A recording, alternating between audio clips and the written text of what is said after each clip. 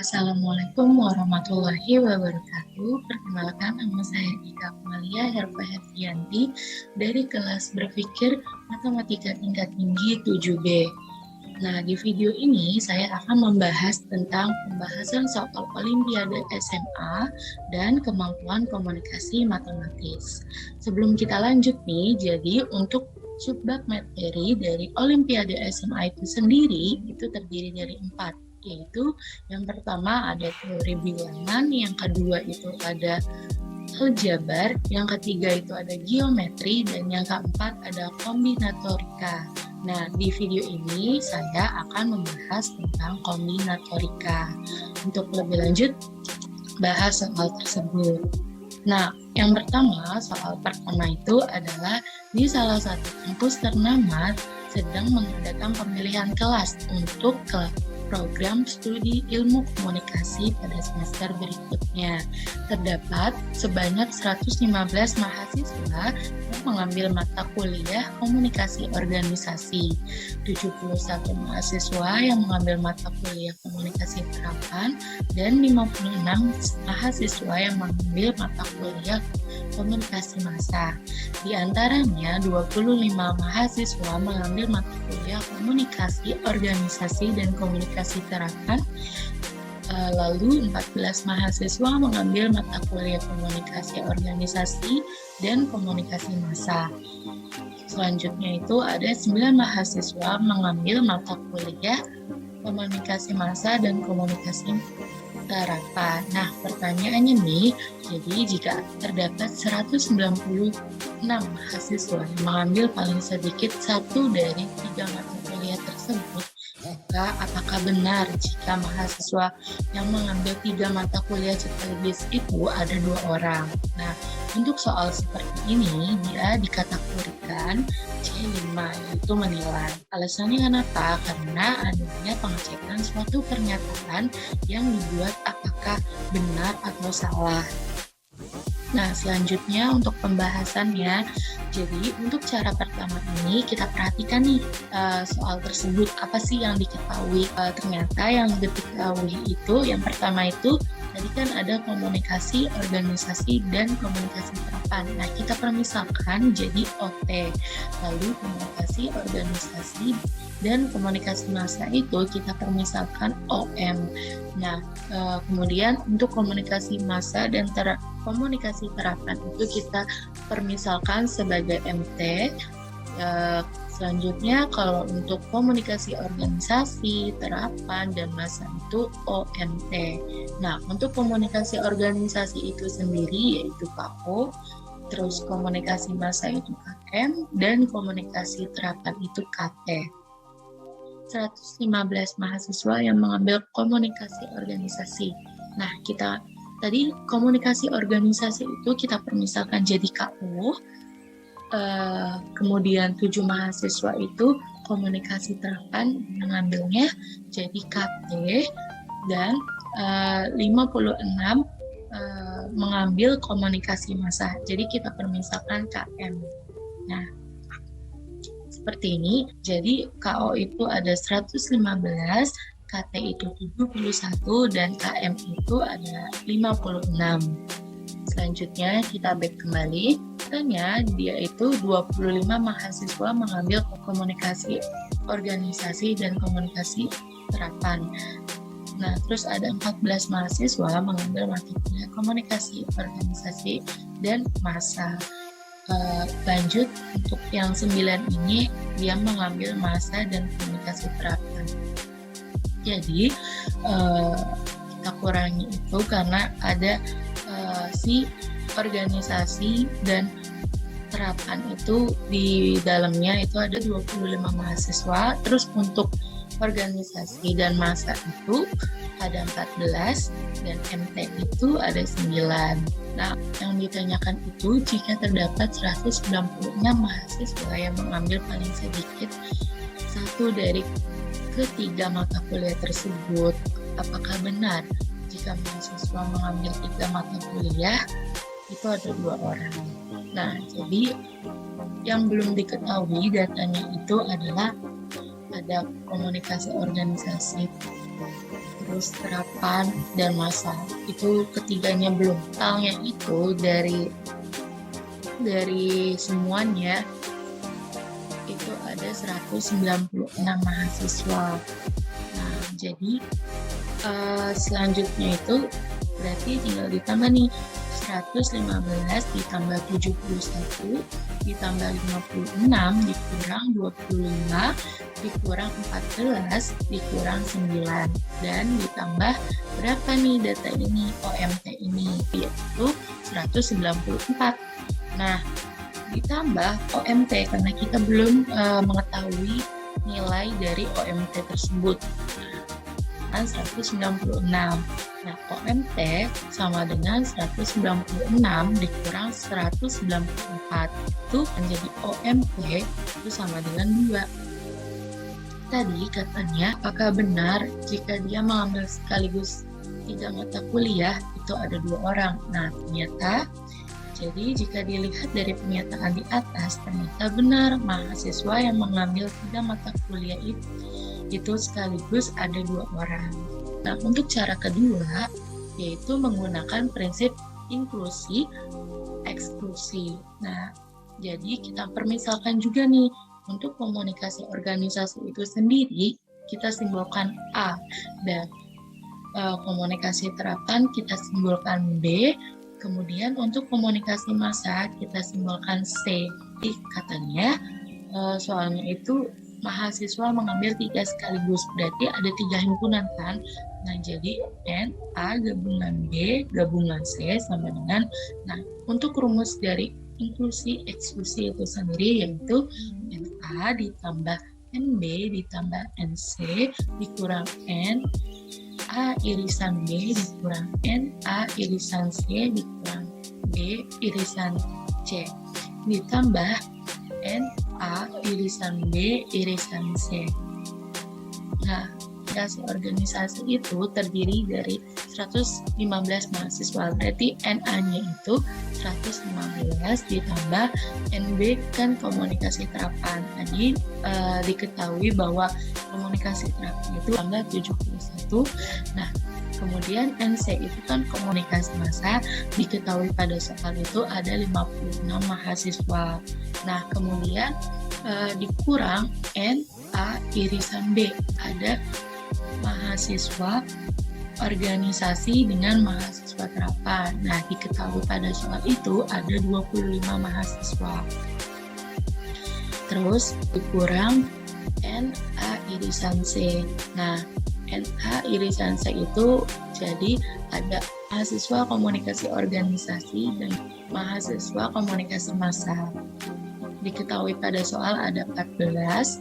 Nah, kurang untuk B irisan C, jadi siswa komunikasi terapan dengan mahasiswa komunikasi massa, itu diketahui pada soal ada 9. Untuk NA irisan B irisan C itu jadikan 3 himpunan sekaligus ya, belum diketahui. Selanjutnya NA gabungan B gabungan C itu jadi tadi di soal itu telah diketahui total keseluruhan dari 3 himpunan tersebut ada 196. Nah, sama dengan untuk ini kita hitung 115 ditambah 71 ditambah 56 dikurang 25 dikurang 14 dikurang 9 itu ada 194 ditambah N A irisan B irisan C sehingga 196 dikurang 194 itu N A irisan B irisan C itu hasilnya 2. Ternyata jika dilihat dari pernyataan di atas itu benar, katanya kan mahasiswa yang mengambil 3 sekaligus mata kuliah itu kan ya ada 2 orang. Nah, kemudian untuk soal selanjutnya itu masih membahas kombinatorika yang kedua ini nih, yaitu suatu sekolah membentuk tim delegasi yang terdiri dari 6 siswa kelas 10, 5 siswa kelas 11, dan 4 siswa kelas 12. Kemudian dia itu akan ditentukan pimpinan yang terdiri dari ketua, wakil ketua, dan sekretaris. Nah, jika kelas asal ketua harus lebih tinggi dari kelas asal wakil ketua dan sekretaris, maka analisislah kemungkinan kasus yang mungkin terjadi dari permasalahan di atas. Nah, untuk soal ini dikategorikan soal C4, yaitu analisis. Kenapa? Karena pada soal ini diminta untuk menguraikan suatu informasi menjadi komponen yang lebih jelas agar dapat diselesaikan. Nah, untuk pembahasannya kita lanjut. Yang cara pertama itu tadi kan syaratnya bilang kelas asal ketua harus lebih tinggi dari kelas asal wakil ketua dan sekretaris. Maka ada dua kemungkinan nih kelas asal dari ketua itu, yaitu dari kelas 12 atau kelas 11. Nah, yang pertama nih, jika ketua kelasnya itu dari kelas 12, maka wakil ketua dan sekretaris itu harus berada di kelas 11 ataupun kelas 10. Nah, ketuanya ini ada 4 calon. Nah, 4 calon tadi sudah diketahui di soal, ada 4 siswa dari kelas 12. Nah, untuk wakil ketua ada 11 calon. Nah, ini dari 6 calon kelas 10 dan 5 calon dari kelas 11.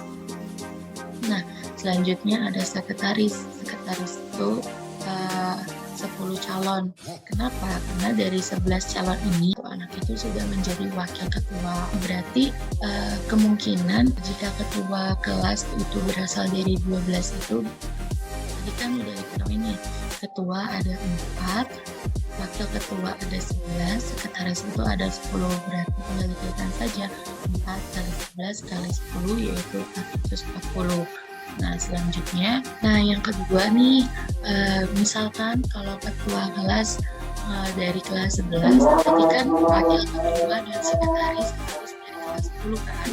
Nah, berarti kami misalkan ketua itu berarti ada 5 calon. Nah, 5 calon ini tadi juga diketahui di soal bahwa siswa dari kelas 11 itu ada 5. Terus kalau wakil ketua itu ada 6 calon. Nah, itu dari kelas 10. Nah, untuk sekretaris yaitu 5 calon. Kenapa? Karena dari 6 calon ini satu anak sudah menjadi wakil ketua. Nah, berarti banyaknya kemungkinan jika ketua berasal dari kelas 11 itu tadi ada 5 ketuanya, 6 wakil ketua dan sekretaris 5. Berarti 5 dikali 6 dikali 5 itu ada 150. Nah, sehingga jika kelas asal ketua harus lebih tinggi dari kelas asal wakil ketua dan sekretaris, maka banyaknya kemungkinan susunan pimpinan 140 ditambah 150, itu ada 590 cara. Kemudian untuk cara kedua, ingat ya bahwa syaratnya ini kelas asal ketua harus lebih tinggi dari asal wakil ketua dan sekretaris. Nah, maka banyaknya kemungkinan susunan pimpinan ditentukan dengan cara tadi kita lihat keadaan pertama itu, kalau misalkan ketuanya itu dari kelas 11, berarti wakil ketuanya itu dari kelas 10 dan sekretarisnya itu dari kelas 10 juga. Di sini kita pakai rumus permutasi karena kenapa?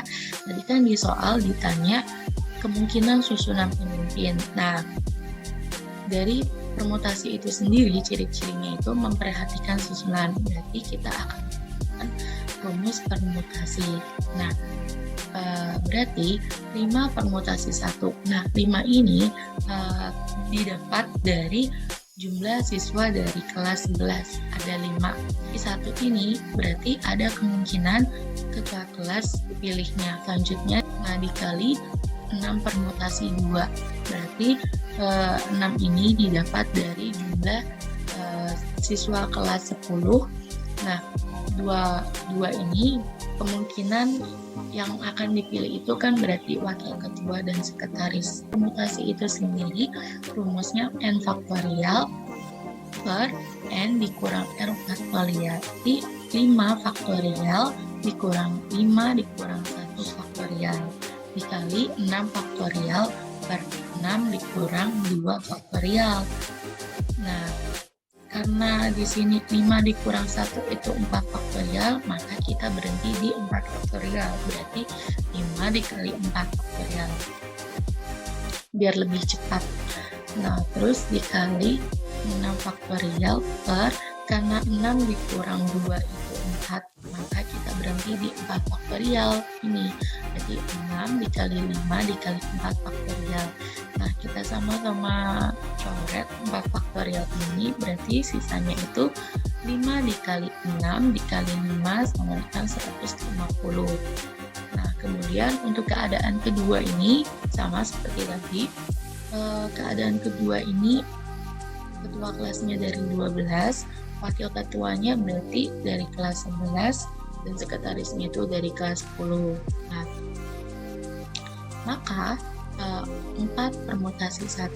Nah, jadi 4 ini didapat dari jumlah siswa kelas 12. Nah, 1 itu kemungkinan ketua itu dipilih 1 orang. Nah, dikalikan dengan 11 permutasi 2.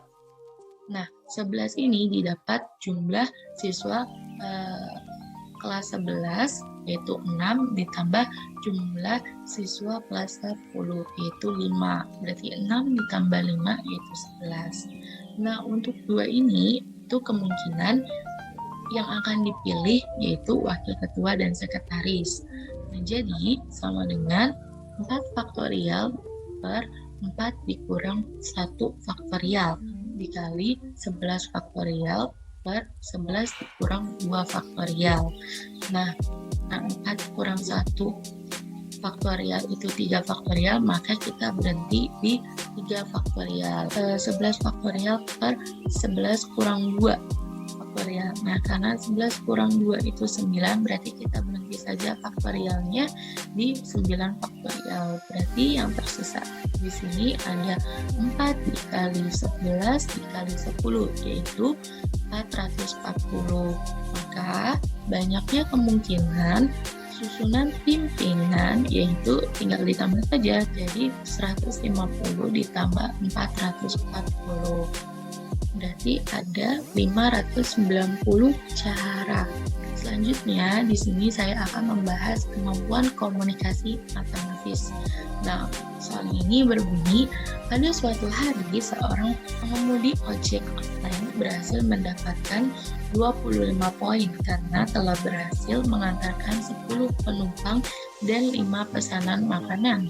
Pada hari berikutnya, ia pun berhasil mengantarkan 12 penumpang dan 9 pesan makanan, sehingga mendapatkan poin sebanyak 39.